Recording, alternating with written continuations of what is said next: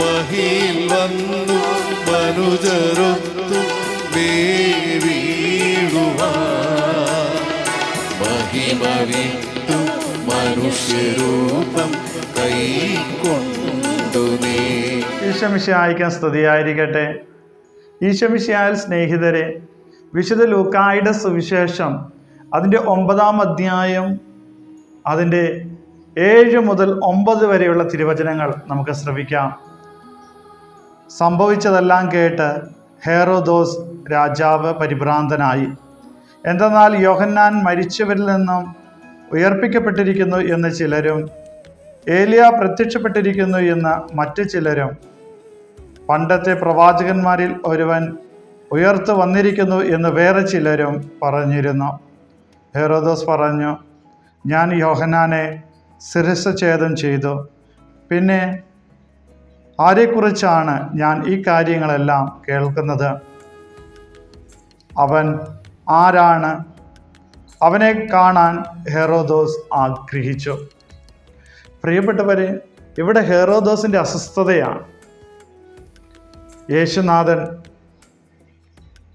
അതുപോലെ തന്നെ സുവിശേഷം എന്നൊക്കെ കേൾക്കുമ്പോൾ നമുക്ക് ആശ്വാസവും സൗഖ്യവും ശാന്തിയും സമാധാനവും ഒക്കെ നൽകുന്ന ദൈവിക സാന്നിധ്യം എന്നാണ് നമ്മൾ വിശ്വസിക്കുന്നത്.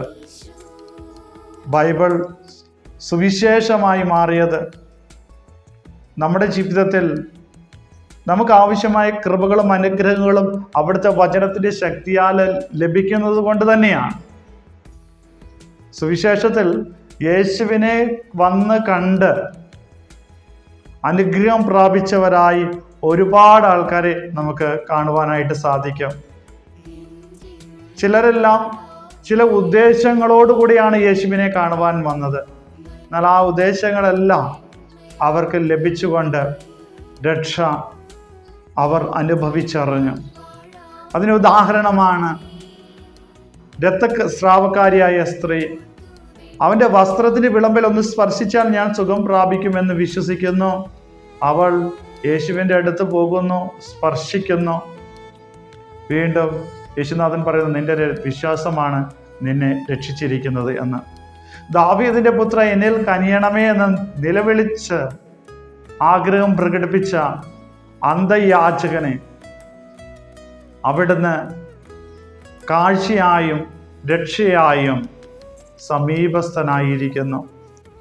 ഒപ്പം തന്നെ അവിടുത്തെ ഒരു വാക്ക് ഉച്ചരിച്ചാൽ മാത്രം മതി, എൻ്റെ ഭൃത്യൻ സുഖം പ്രാപിക്കുമെന്ന് വിശ്വസിച്ച ശതാധിപൻ്റെ ജീവിതത്തിൽ അവൻ രക്ഷയായും തൻ്റെ ഭൃത്യൻ്റെ അസുഖം മാറ്റിക്കൊണ്ട് ദൈവിക സാന്നിധ്യം അവർക്ക് നൽകുകയാണ് ചെയ്തത്.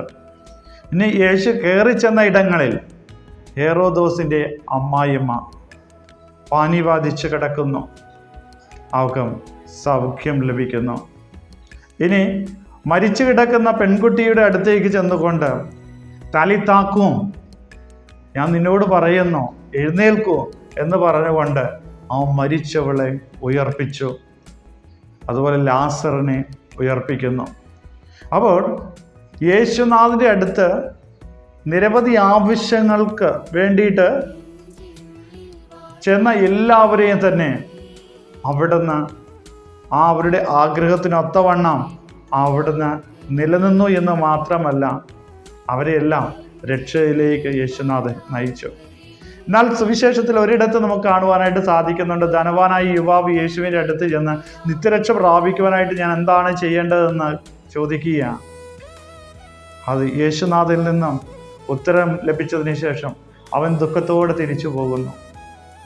നേരത്തെ കണ്ടിടത്തെല്ലാം ജനങ്ങൾ യേശുവിൻ്റെ അടുത്ത് വന്ന് യേശുവിൻ്റെ സാന്നിധ്യം കൃപയായി, ആശ്വാസമായി, സൗഖ്യമായി, വിടുതലായി അനുഭവിച്ചറിഞ്ഞു. എന്നാൽ ഈ ധനവാൻ തിരിച്ച് വീട്ടിൽ പോകുന്നത് വളരെ ദുഃഖത്തോടെയാണ്. കാരണം എന്താണ്? അവന് നിത്യരക്ഷ പ്രാപിക്കണമെന്ന് ആഗ്രഹമുണ്ടെങ്കിലും ആ രക്ഷയെക്കാളും ഉപരിയായിട്ട് അവൻ തൻ്റെ സമ്പത്തിനോടാണ് ശ്രദ്ധ ചെലുത്തിയത്. അത് വിട്ടുകൊടുക്കുവാൻ തയ്യാറായില്ല.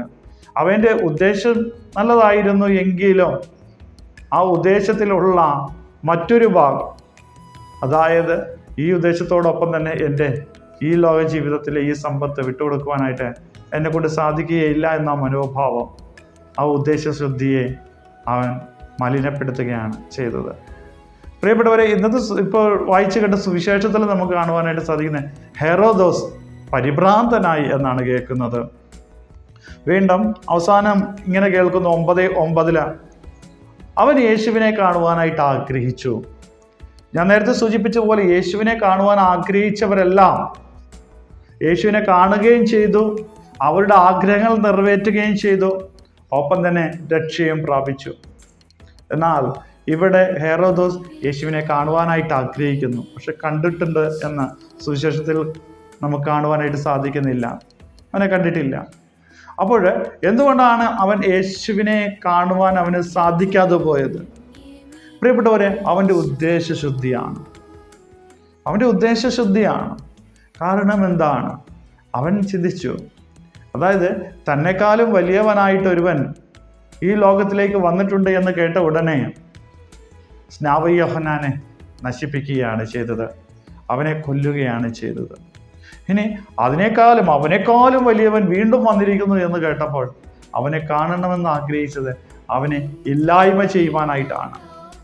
നന്മയുടെ ഉറവിടമായ ദൈവമാണ് എന്ന് ഹെറോദോസിന് അറിയാം. എല്ലാവരും അവനെക്കുറിച്ച് നല്ലത് മാത്രമേ പറയുന്നുള്ളൂ. അപ്പോൾ ആ നല്ലത് മാത്രം ആരെക്കുറിച്ചാണോ കേൾക്കുന്നത് അവനെ നന്മയായിട്ട് കാണുവാനായിട്ടല്ല അവൻ ആഗ്രഹിച്ചത്, മറിച്ചു ആ നന്മ വൃക്ഷത്തെ വെട്ടിക്കളയാനായിട്ടാണ്, ഇല്ലായ്മ ചെയ്യുവാനായിട്ടാണ്. അവൻ്റെ ഉദ്ദേശശുദ്ധി തികച്ചും നെഗറ്റീവായിരുന്നു, മോശമായിരുന്നു. അവനെ കാണുവാനായിട്ട് സാധിച്ചുമില്ല.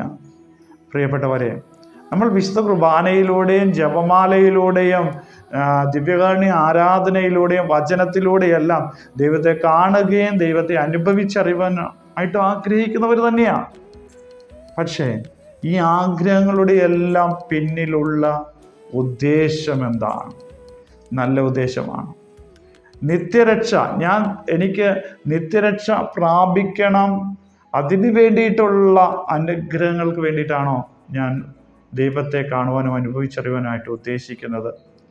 എൻ്റെ ഈ ലോക ജീവിതത്തിലെ അനുദിന ജീവിതത്തിലെ എൻ്റെ കഷ്ടപ്പാടുകളിലും എൻ്റെ കുടുംബത്തിലെ അവസ്ഥയിലും എൻ്റെ സമൂഹത്തിലെ അവസ്ഥയിലും എൻ്റെ വ്യക്തിപരമായിട്ടുള്ള ജീവിത അവസ്ഥയിലും ദൈവത്തിൻ്റെ ഇടപെടൽ ഞാൻ ആഗ്രഹിക്കുന്നുണ്ടെങ്കിൽ ഈ ആഗ്രഹം എന്ന് പറയുന്നത് ഈ കാലയളവിലെ മാത്രമായിട്ട് നിജമാണ്, അല്ലെങ്കിൽ ആധാരിതമാണോ?